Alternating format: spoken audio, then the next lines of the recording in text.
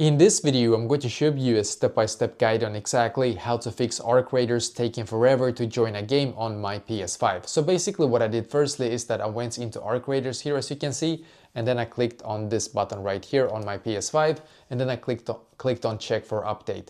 Make sure that you have the latest update, and when you do, we're going to now go into settings right here instead, and then go into users and accounts right here, scroll down, click on other, and click on restore licenses. Then restore it for arc raiders here, so select arc raiders and click on restore in the bottom right corner.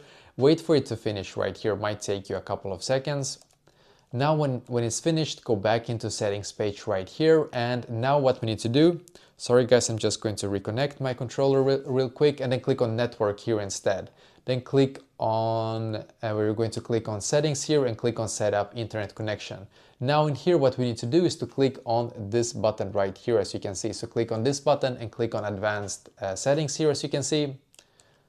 And then we're going to scroll down and change the DNS settings from automatic to manual, and the primary DNS should be 1.1.1.1 and the secondary DNS 1.0.0.1 here, as you can see.